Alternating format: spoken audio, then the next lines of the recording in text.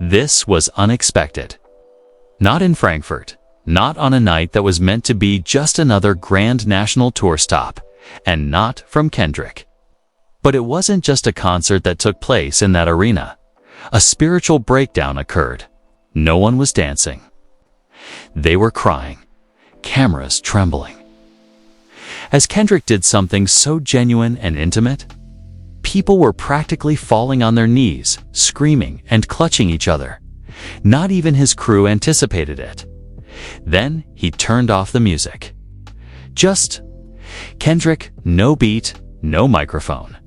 The crowd screamed a name that caught everyone off guard, and they stood in silence with red eyes. Whitney, Whitney, Whitney. What did Kendrick disclose that brought tears to the eyes of mature men? Which special guest's appearance made all the difference? And why is this performance in Frankfurt being hailed as his best live performance too? Date: this was no longer a tour. It served as therapy. You have to travel back a few weeks to comprehend what transpired in Frankfurt because Kendrick wasn't merely on tour. The Grand National was bleeding on him.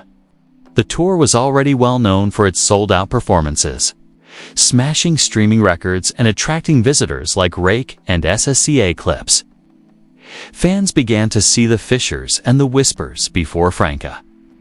Frick for Frankfurt sources began leaking strange things. But beneath the blazing visuals and perfect sets, Kendrick was carrying something hard. According to tour's assistant, Kendrick was not showing up for sound checks.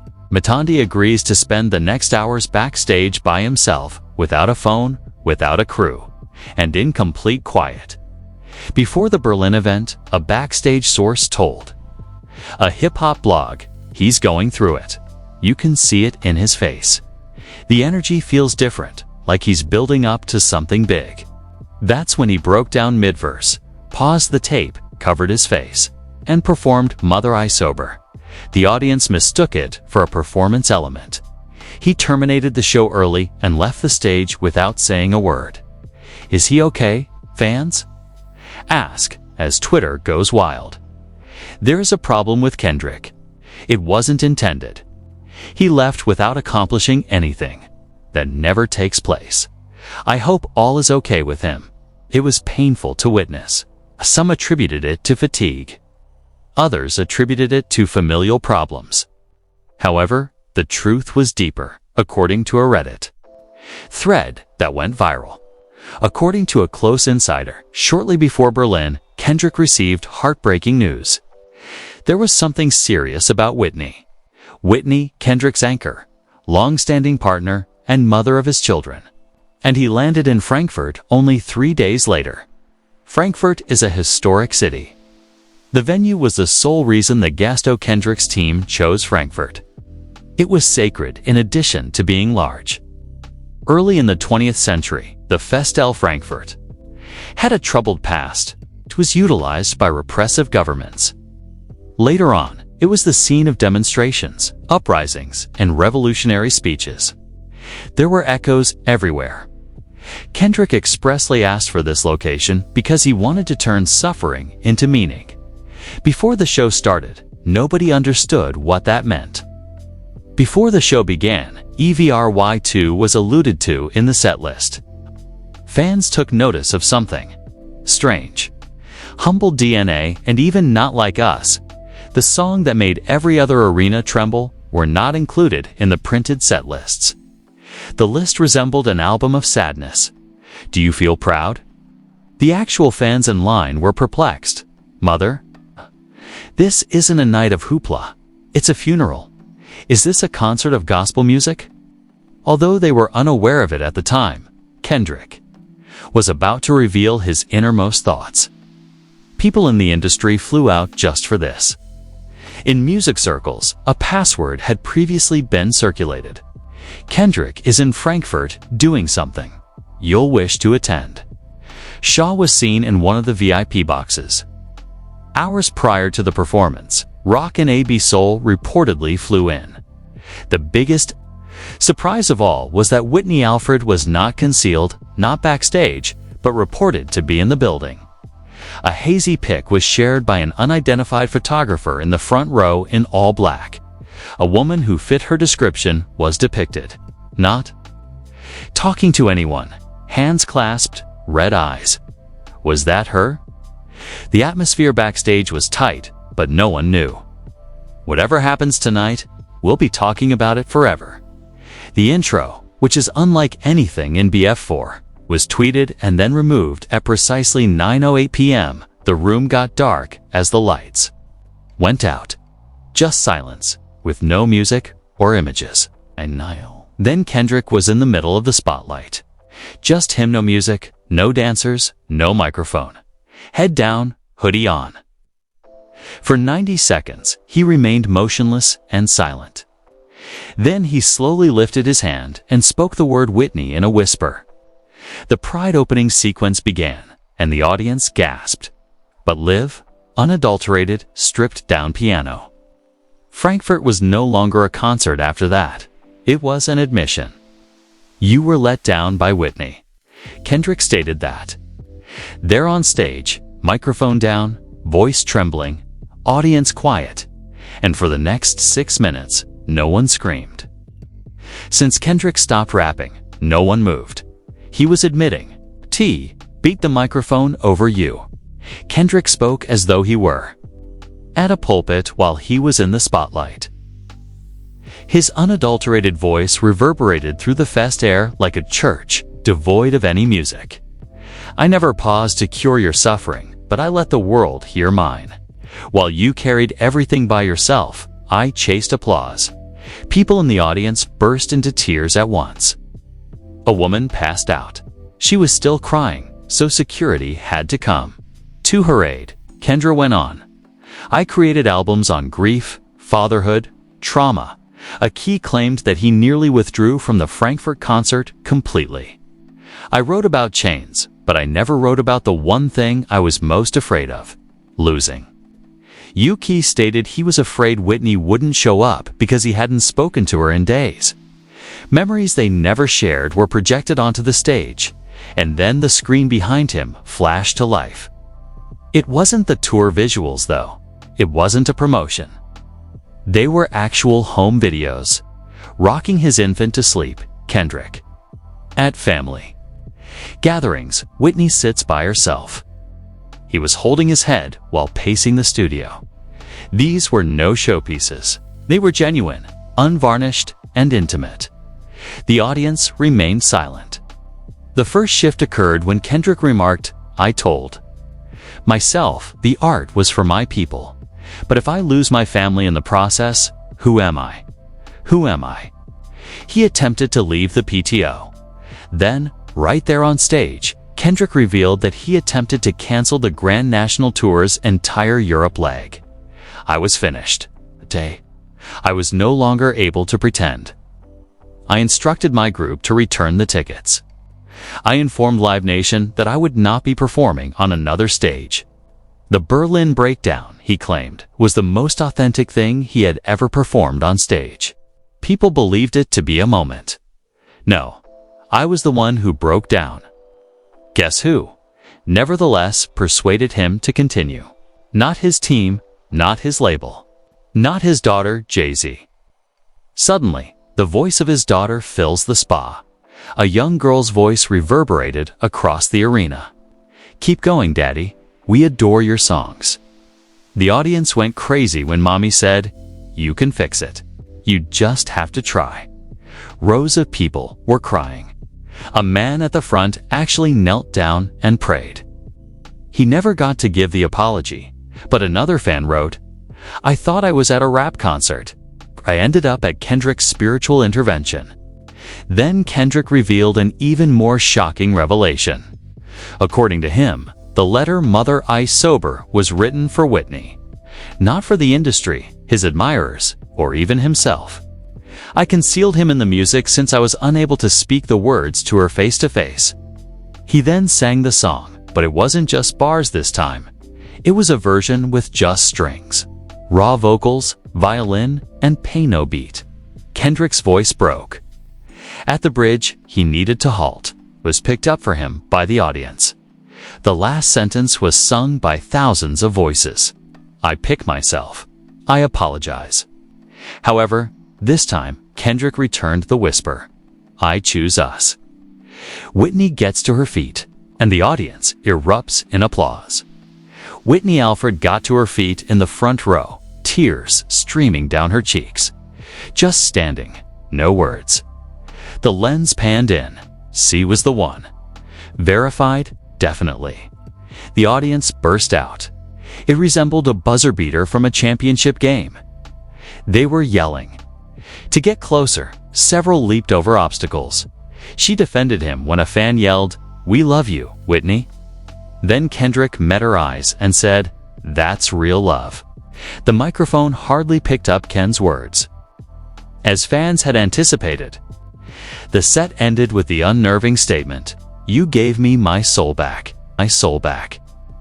Kendrick ended the performance with a brand new piano-only song that has no title, lyrics, or leaked snippet. If I fall, will you catch my art or my body?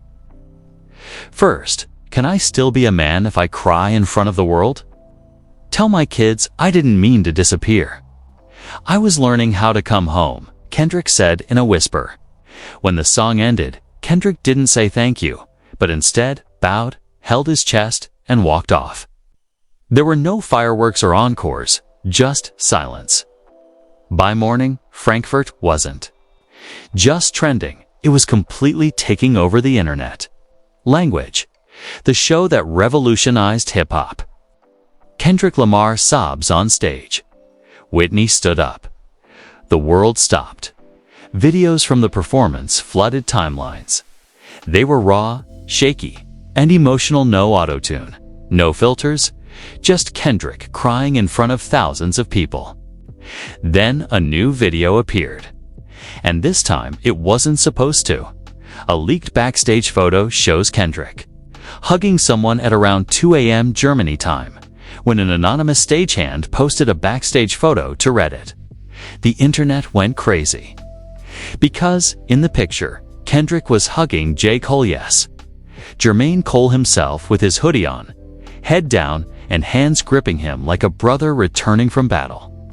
The caption read, "Cole flew in secretly, spent the entire time backstage, remained silent, simply wait." He was present when Kendrick and Cole reunited in Frankfurt, and Twitter threads erupted in a matter of minutes.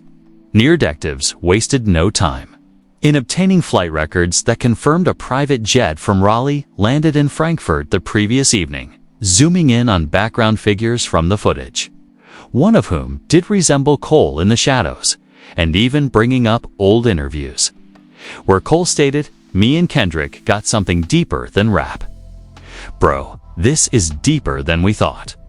Dreamville XP Geelong is about to do something wild. I feel it." Fans go into detective mode. "I'll be there if he calls." Well, their press was D. Even European outlets were applauding the moment, and Der Spiegel. Germany Ehrlichkeit nicht Schokonans, Erebahn Frankfurt honesty. Not showing Kendrick Lamar's tears, conquering Frankfurt celebrity reactions. Rolling Stone said that Lamar's Frankfurt show may have been his most vulnerable performance ever. The Guardian said that Lamar didn't perform. Instead, he purged. It was a moment that redefined hip-hop. Tyler, the creator, tweeted, "Man, that wasn't a show, that was church." Rihanna, who rarely speaks publicly on rap drama, posted a black screen on Instagram with the simple message, "Protect Kendrick at all costs." Poor Inshaw reposted the piano performance with the caption, "I'll never be the same in person." The unreleased song receives a name and a PRMIC. By midday, Kendrick's team formally uploaded a video of Beyoncé nodding emotionally during Mother I Sober from a box seat, indicating that she was also present. And let's not forget, Drake, silent. Not a word, which fans interpreted as a major sign of respect or quiet panic. The internet went into a frenzy when he posted a video of the new live EP from the show. Is this Kendrick's 444 moment? Backstage video. Kendrick and Whitney Embers and just when the internet thought it couldn't get any more intimate. A second backstage clip leaked, showing Kendrick and Whitney alone embracing in a dimly lit room. The title, Frankfurt, was just that, with no cover or promo below it. There was also a line for those who stayed when I couldn't stand it. Fans went crazy when Kendrick pressed his forehead against hers at the end of the clip, saying, "This isn't a tour. This is a love story. The hallway is lit, there is no sound. Just a moment, she is crying, he is whispering, and they hold each other for 36 seconds straight. There are no fans, crew, or cameras in their faces, just two souls reconnecting." They meant it. One day their children will see this event, and one thing is certain though. Frankfurt changed everything. The world stopped when the Frankfurt concert ended, regardless of whether you were a die-hard Kendrick fan or someone who didn't care. Insiders are speculating that Kendrick is about to end. The tour early announced a documentary release, the most emotional project of his life. Let's say this is the moment Kendrick retires from traditional rap altogether. Others believe this is the beginning of his second coming, a deeper, more personal, spiritual version of himself. Fans call it the new blueprint. Hashtags went viral. On all platforms, hashtag Frankfurt Confession, hash Kendrick and Whitney, hash Icy who's us WN Taco Ni, T that wasn't rap. That was Kendrick baptizing a crowd. I'd never cried at a concert until last night. This man healed his relationship on stage. What artist do you know doing that? TikTok was overflowing with videos of emotional reactions. Everyone was talking. Everyone was feeling it because this was no longer just music. The music industry responds, "We weren't ready." Even Gen Z, who rarely has emotional space for anything, was calling the moment the most authentic thing hip-hop has seen this decade. As fans sobbed in the audience with voiceovers of Kendrick, whispering Whitney and edits of Whitney standing up synchronized with real and feel. Producers, execs, and artists alike dropped everything to comment. Pharrell Williams posted a blank black square with only 3 words. "Thank you, Kendrick, Timberland." Shared this on Twitter. Last night, Terrace Martin, who has collaborated extensively with on Instagram Live, Kendrick, since To Pimp a Butterfly, stated, "We've performed symphonies. We have participated in BLM rallies. However, the most outrageous thing Kendrick has ever done was last night. There is only suffering, love, and development, no marketing, no playlist." Def Jam execs allegedly called an emergency meeting to reassess artist storytelling strategies after seeing the overwhelming response. A leaked email read, "This is no longer simply about bars." Kendrick just reset the emotional standard of hip-hop. While the majority of the internet hailed Kendrick, Drake supporters and stans trembled, and one section of the internet was uncomfortably quiet. One fan wrote, "Kendrick did more in 20 minutes of silence than Drake has in 20 years of flexing." Drake stands. There was no shade or slick shots teasing because they realized deep down that this was something else. Totally, and not a rap beef moment. This is no longer about bars or victories. This has to do with recovery. Bro, we were watching therapy live. Toxic celeb shows shared a meme with the caption, "Kendrick transformed his concert into a Yanla. Fix my life." Zeus Network trolls. But ITBAC cues in a tone-deaf gesture. Zeus Network is home to brawling.